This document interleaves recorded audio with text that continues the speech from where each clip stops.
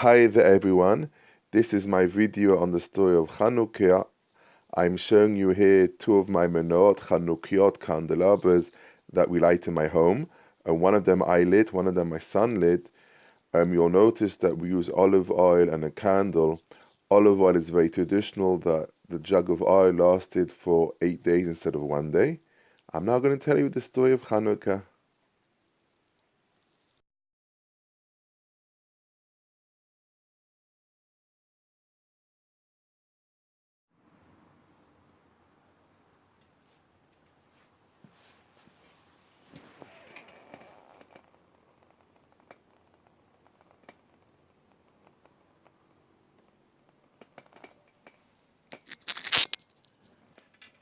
Hi there everyone, happy-go-lucky Piper.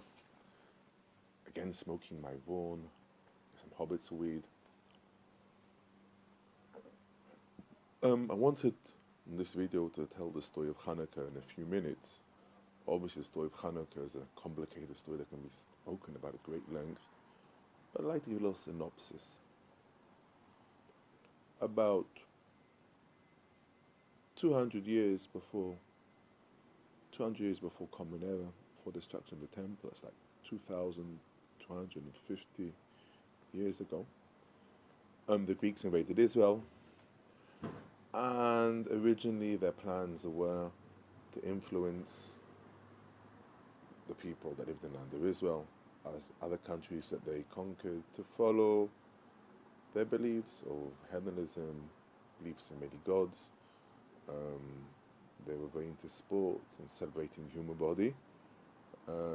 Judaism also, we respect the human body, but we worship God, we don't worship the body. And obviously everybody knows that Judaism believe in one God.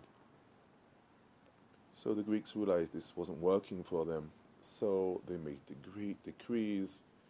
They had a stronger army. They basically forbid the study of Jewish law, of keeping various commandments like circumcision and the holidays, etc. And they defied the temple. There was a high priest by the name of Matisyahu. In English, his name would be Matthew, from the house of the Hashmonaim, the Hasmoneans. He and his 5 sons, Judah, Simon, Jonathan, Elazar, Yochanan, led the revolt. They fled to the hills, and when the Greek army would pass by, they would throw stones and rocks on them. The army had tanks, elephants, so they couldn't really maneuver, and they succeeded in pushing them out of the land of Israel. This itself was a great miracle. Finally, they won the war. They entered the temple. The Greeks had defied the temple. They cleaned the temple. And in the temple, one of the commandments would be a candelabra of 7 branches that would be lit every day by the high priest. And they needed to be lit with special oil that had a seal of the high priest. Only the first drop of virgin oil would be used to light the menorah. The candelabra, the Chanukah, as it was called in modern day Hebrew. After great searching, they found a jug of oil. A jug of oil only would last for 1 day. A miracle happened, and the light stayed lit for 8 days. That's why every day we light a different light on the Chanukah, on the menorah in our homes. This was a kind of a spiritual war as well as a physical war. We can talk about this at great length. One of the beautiful messages of Chanukah is the belief that people had that after returning to the temple, they believed they would find this jug of pure olive oil, and they found it. This is also one of the miracles of Chanukah, is that people didn't give up, and there was this small jug of pure oil.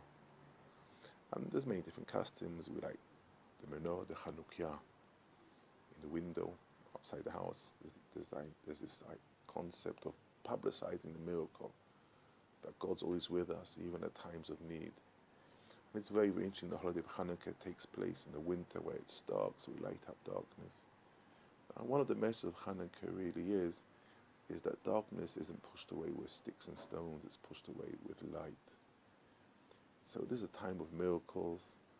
Also in the Jewish calendar, this is a time of goodwill and doing acts of kindness. So happy Chanukah to everyone. And if you have any questions, feel free to ask. All the best. God bless you. It's the happy-go-lucky Piper checking out.